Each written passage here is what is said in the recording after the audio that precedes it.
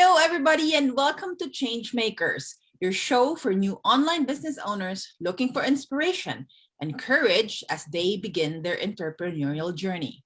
On this show, we have solo episodes where yours truly, Valerie Fischer, will discuss neuro-linguistic programming, sales and marketing, and business tips.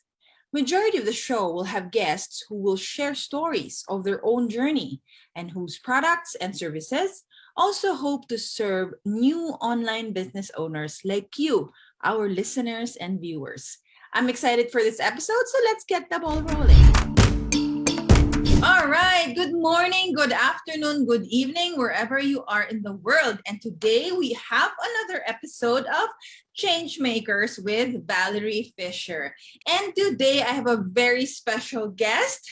We kind of grew close when we were doing our book, which when at the time of this recording I just announced, and a lot of you are very happy for me, so thank you all for sharing the joy and sharing the blessings with me.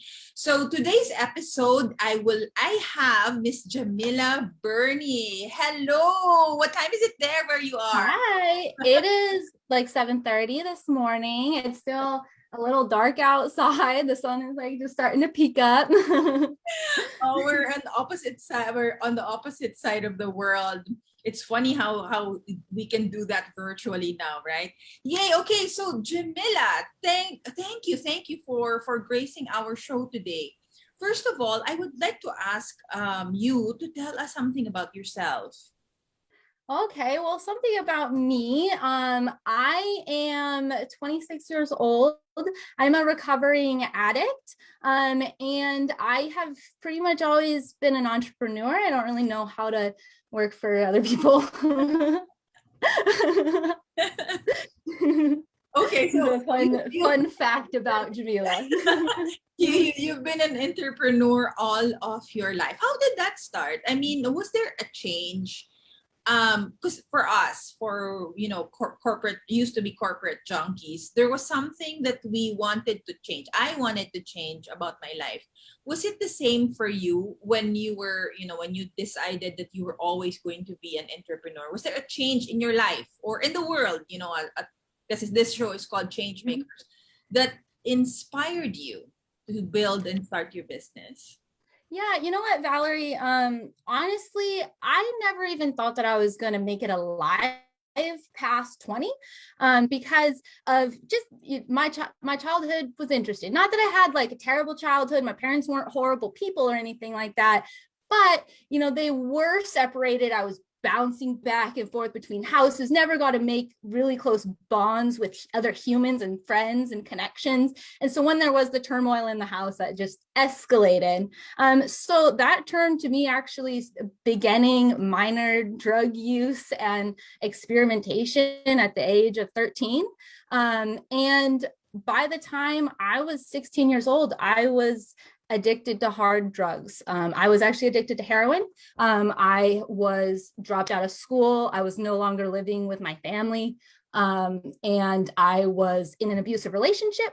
And I was living in a tent. So it was a whole fun concoction of events that really, I know you do a lot of work on the mind. And the state that I was in was a state of I was not worthy. I did not believe that I was worthy at all. So I wasn't really going to, at the point I was, in the space that I was in my head, I wasn't going to do anything for myself. So when I found out that I was pregnant with my daughter, that was my wake-up call. It was really a do or die situation for me. I did not have an education. I hadn't finished high school. I didn't have anything necessarily. And I wasn't in a position where anyone thought that I should be able to have a child, that I should keep the child and anything like that. But something inside me told me that like I had to, something inside me told me that that baby was sent to me for a reason.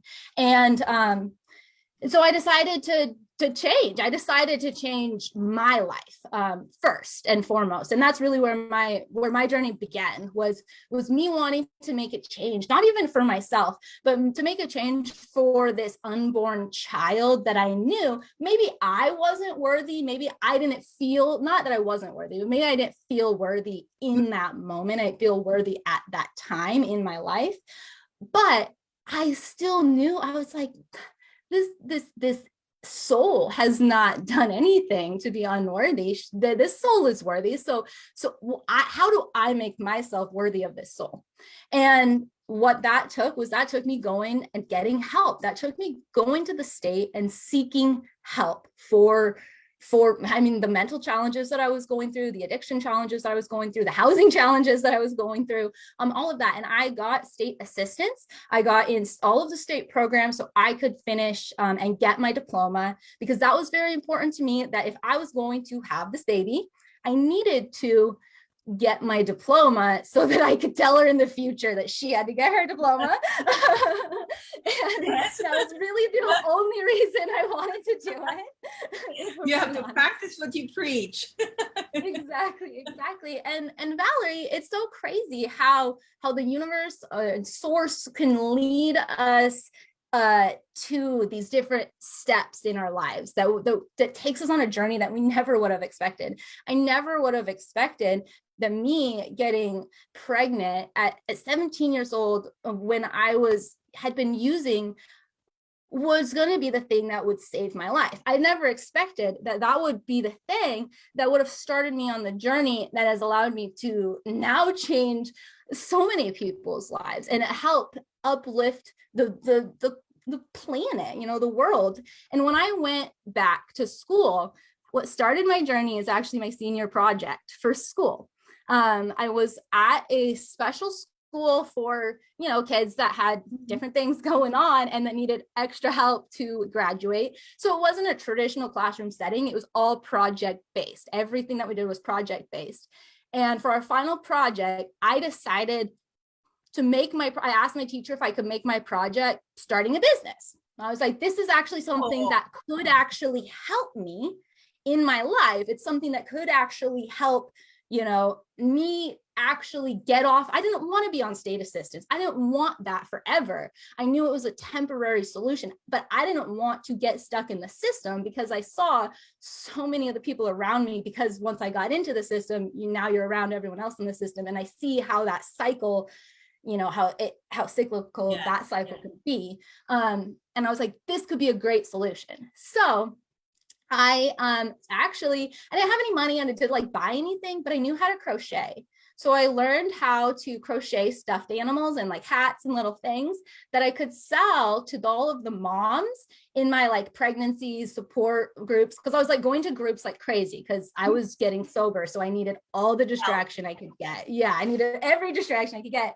And that's really what started it, Valerie. And from there, I learned all of the organic tactics of how do you build something from nothing? How do you literally turn air into something with pure thought and pure work alone and no outside forces? How do you do that? And that's what I had to learn in that situation, because it really was it was like a do or die situation for me. And really that just led to each new level. I never expected it. I never, knew what was going to come. I just kind of decided to just trust in the process and allow it to happen.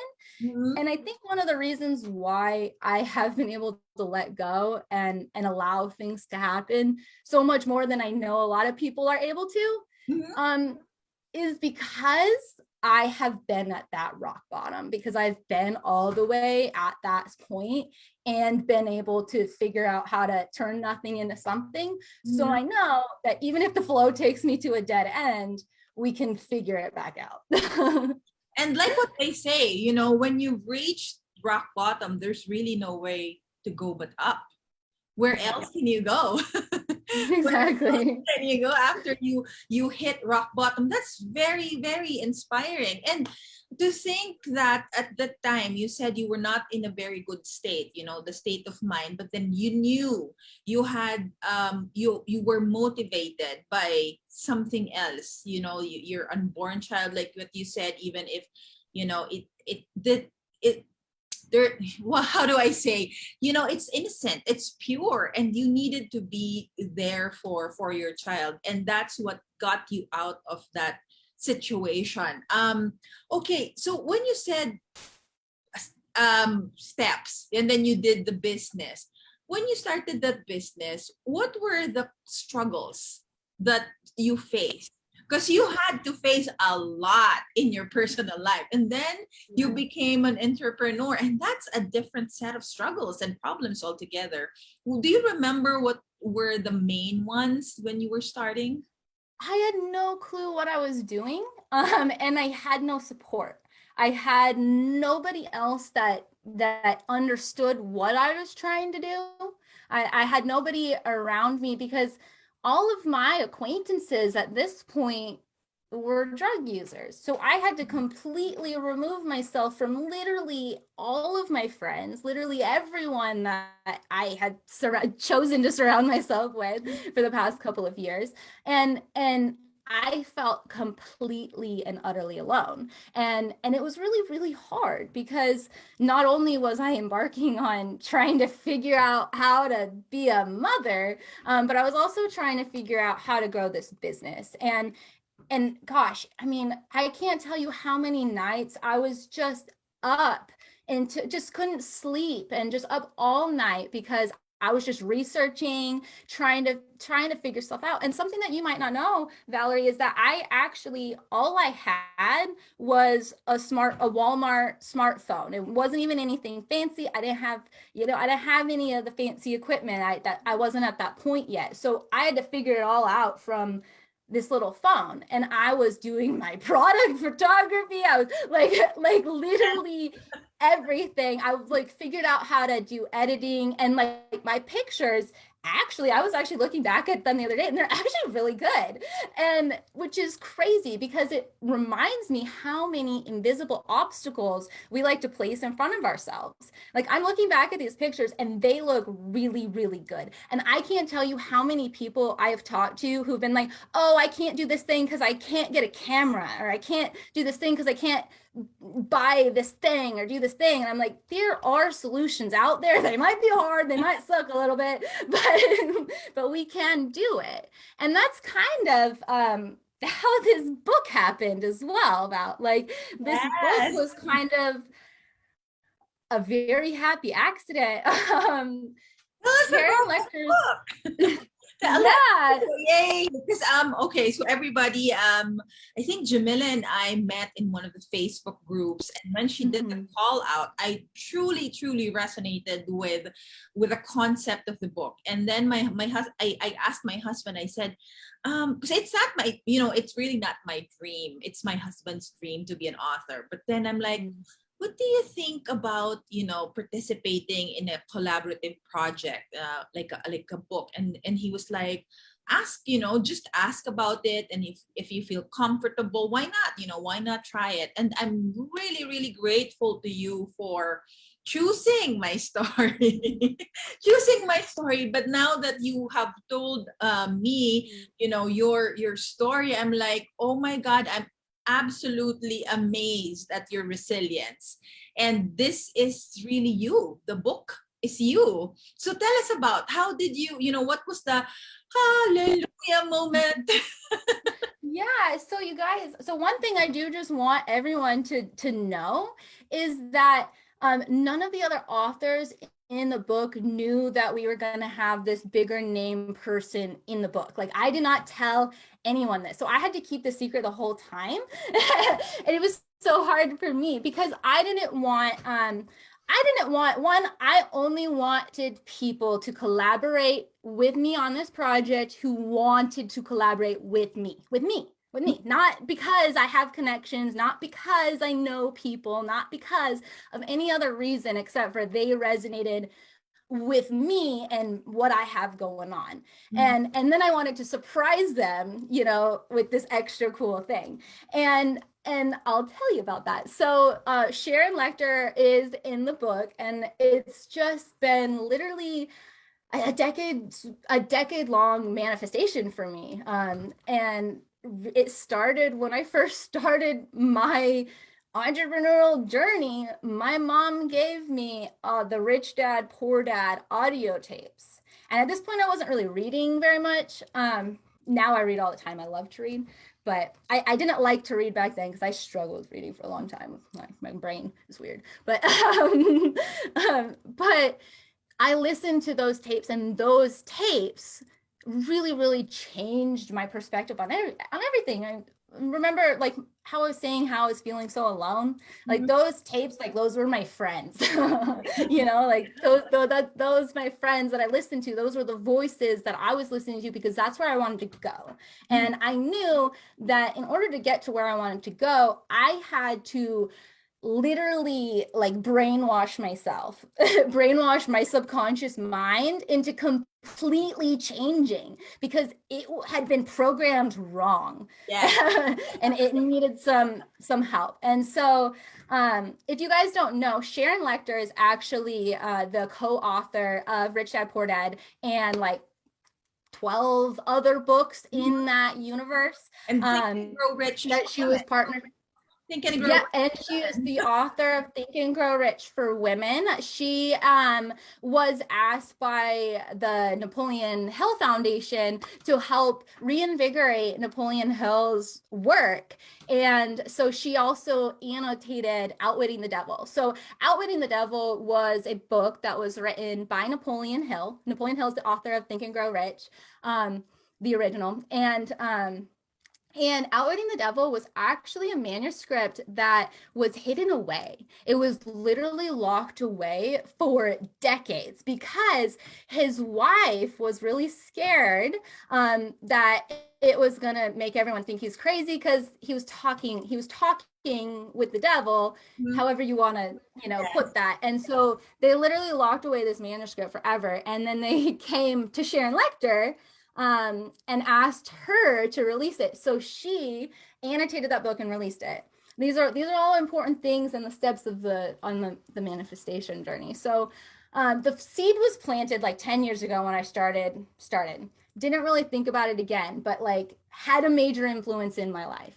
I was invited to be in a multi-author book a while back, and that really, really launched things online in a different way for me. Like I had always been on the internet and doing, different stuff kind of under the surface, like guerrilla marketing tactics and all of these things. But that book really helped me to elevate my voice and actually speak up in that way. And so when the pandemic hit, I had learned the process of book publishing through the collaborative book because I was paying attention to everything, and I was like, okay, cool, I could probably do this myself. And then when the pandemic hit, I started writing poems for my daughter to help her get through just some of the emotions that we were feeling. And I decided to start publishing them and releasing them. And the first one that I published, I accidentally hit a bestseller on Amazon. And like, I didn't even put together any plan, or it just kind of, it happened. And that really just after that, like it just really launched things off for me in so many different directions, and leading into a lot of projects that I will be doing and will have coming up that has come from the opportunities from these books. So I knew that I wanted to provide this opportunity to other people as well. I didn't know how, but it was racking around in my brain as things were going along. I decided to start a podcast. I had tried to start a podcast in the past, but as some of you guys might know, if you don't have the right systems, it's really, really hard to stay consistent. So systems, like make a system for everything. It seriously, it helps. And so it fell off, and I think I did like 10 episodes or something, and I just, whatever. But it was something I knew I wanted to do. So once I was in a place where I was stable and could set up the systems and put the bandwidth towards it, I decided to start my podcast. This was all when like Clubhouse stuff was going around. Yes. Sharon Lechter, Sharon was very active in Clubhouse. Sharon was very active because she had a new book coming out. She had a new book coming out called Exit Rich. And I noticed something. Rewind. I missed a very important step of this story, you guys. I'm sorry. I'm ADD. So right after my kids' book was published, I read Outwitting the Devil for the first time. So that's an important step. So I was thinking about Sharon ever since I read that book. Like I was just intensely thinking about Sharon, and I was like, how cool would it be if I was able to talk to her? Like, how cool would it be? And I kept telling my partner that I was like, how cool would it be if I could talk to her, you know? And I didn't think I ever would be able to. I was just like, this is so cool. Like, look at this. Because all of her little blurs, all her annotations, I was like, yes. So like, I'm vibing with that, like, so that's spot on. So I just had that intention. And then I started noticing her more because now Sharon Lechter was important to my reticular activating system. Sharon Lechter now was being pointed out to me by my brain wherever she was. And because of that, and because of the way that our reticular activating system works and how it points out things to us once they become important to us, it's one of the ways that manifestation actually scientifically works. If you actually want to look in the science of manifestation, is now that it is important to us, we are picking up on the opportunities that were already there. We just didn't see them before. And so I was on Clubhouse. Now I was just seeing Sharon everywhere on Clubhouse. I picked up that she was promoting a new book that was coming out. I'm like, awesome, I need to contact her. This is the time, because she's actively pushing PR right now. And I see that. So I did. And I just somehow squeaked in at the right time. I saw the opportunity and I squeaked in at the right time to be able to schedule her onto my podcast. She was the first interview I had on my podcast. And she was kind of the reason why I actually ended up launching the podcast, because once I secured that interview, I was like, okay, now I have to do the podcast. Yeah. And so that's when I started building that relationship with Sharon. And I'm just always a fan of over delivering no matter what I do. So after our podcast episode, I had my girl just cut her up like a bunch of different content from the podcast, make her a bunch of quote images, actually look at her branding. I had actually go to her Instagram page and literally get her branding from there and make her custom quotes from our episode in her branding. Nice. Because I wanted to make it as easy as possible. So when you're working with influencers, when you're working with anyone who you want to partner with or leverage, and you know that they're extremely sought after and you know they're extremely busy, always think, how can I make this as easy as possible for them? I know social media scheduling, like that can be a big, bottleneck in a business owner's mind. Mm-hmm. So if I can give her, 15 perfectly curated posts already for her feed that her assistant can just put into a post scheduler, in the way my brain works, and so I think that, I don't know if that influenced why she said yes to doing it, but I feel like it probably does. And so, yeah, when I decided to do the book, I just started reaching out to her, and eventually we made it happen. Yeah. And I think she also has, she talks about becoming a bigger voice. And in her, in her some of her videos, because she does videos every week on her, because I follow her. Yeah, the Play Big movement. Yeah. Yeah. So it resonates. It's just it just really was right. Everything fell into place for you. It really did. Our first episode, our first interview, the first time I talked to her, I titled it "The Power of Associations," because that's what Sharon taught me. That's what she taught me in that episode. Is she taught me how she got so successful. She got so successful by leveraging the power of associations. So Sharon Lechter literally taught me exactly what I'm doing right now with the book. which is kind of funny, like how it ended up happening. I know, you're becoming your mentor. You're becoming your mentor. I'm really glad that I talked to you about this, because I also did not know the backstory, and it's so interesting and so inspiring. People ask me how I am able to manifest things for myself. Like, how I never even imagined being as of this recording, I'm going to be one of the speakers of the NLP Master Summit, which is like the summit co-founders, and you're right. Our brain is like a GPS system. You really have to input a destination. You have to be clear. What do you see? What do you hear? What do you smell? What is it like? How will you be? It's not only what will you do in that future, it's that how will you be? How will you feel? And that's why when we were talking, I remember you said, we share so many things like NLP, the farm, and the story of becoming the big me. All right, let's get the details of the book. When is it coming out? tell our Yes. So you guys, the book, you can go to thegreatconquest.com. I went into so like I was saying, my brain is I am neurodiverse. So I went into a tunnel while I was building this website, and I blacked out, and I was really just meant to make a landing page, you guys, but I ended up building an entire website. I don't know how that happened, but go look at it because it's really pretty, and I put a lot of time into it. It's at thegreatconquest.com, and the book comes out on October 17th, and you can sign up for the wait list on the website as well. And there might be some other special things for people that do sign up for the book on the wait list, but I can't tell you that. Secret. You have to sign up. That's what you want to say. You have to sign up. So actually, I was gonna ask Djemilah if she wanted to share a teaser of what is going to be on that book. But her story today, what she shared with us today, is it's all going to be there. This is the teaser of the book, and there are how many other authors? 12 or 13? Am I right? 12 so there's other stories. So there's actually in total there's now 15, because my daughter is putting in a couple pages as well.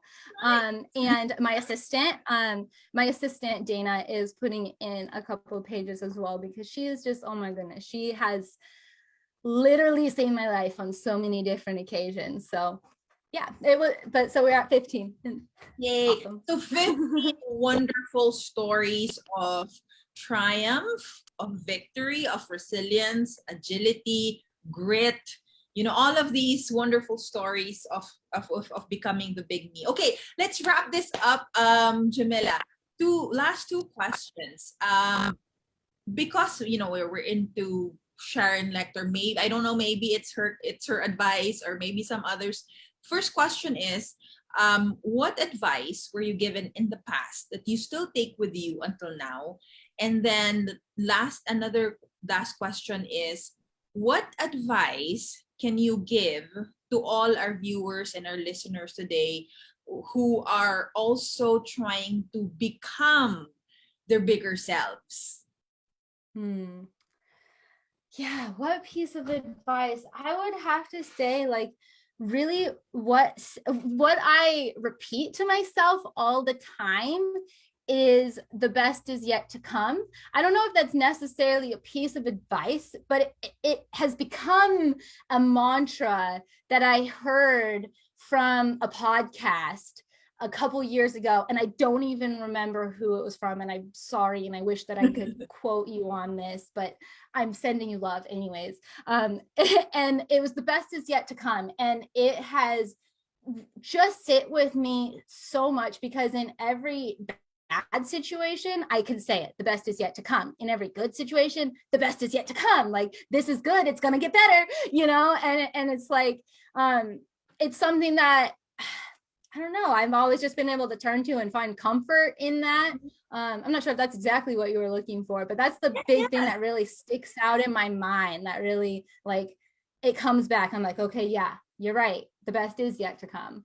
Let's just keep moving forward, you know? And then my advice, you know, to anyone else is very similar. Like, how can you move forward? What is the smallest step that you can do to move forward? For me, I have anxiety, and I have, you know, complex PTSD and a couple other things that just make that kind of overwhelming and hard sometimes, especially when I dream so big and I have all of these plans and all of these things. Sometimes I can make myself stuck in my own brain.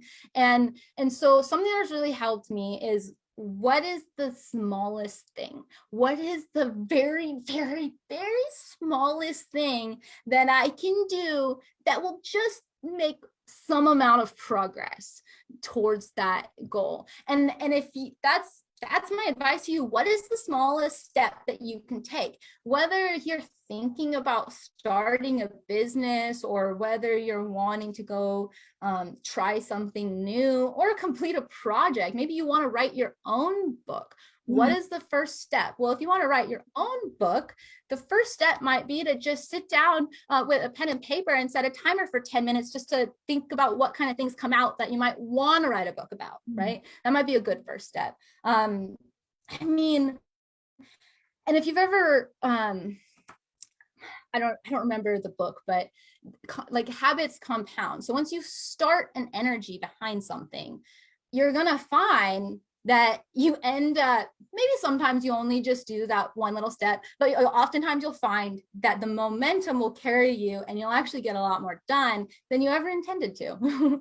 Yes, I truly agree. You know, how do you achieve the impossible? Take one small possible step at a time. That's how you achieve the impossible.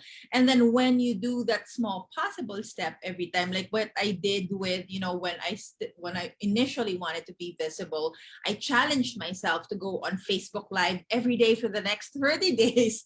And that's how I created, you know, how I built my confidence. That's how also people started to be used to seeing me and look forward to what I teach. And you know, it doesn't have to be, when you have a podcast, for example, or when you dream of having a pod, it doesn't have to be 30 minutes or an hour. You can do 5 minutes, 10 minutes, 15 minutes.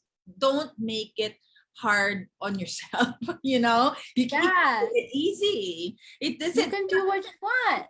like what That's my podcast. Some of my episodes are, I have a Minute Madness, you know, section where it's 5 minutes or less, and then some of them are up to an hour and a half. Yes. So yeah, just do it. Done.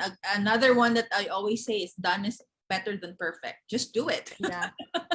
Well, and on that note, one thing that does also help me is writing it down. Writing, even if it's the little steps, even those little tiny steps that I'm trying to get myself to do, writing it down and checking it off. Because when you're checking that off, you're actually giving yourself a little dopamine hit in your brain that's like, ooh, I did it. And that's a confidence boost. And I don't even care how small it is. Sometimes I I will write down, drink water, and then I'll drink it and I'll check it off, you know? Yes. That's a brain hack. Yeah, that's a little brain hack for you. Everyone, please take note of that. Write that down.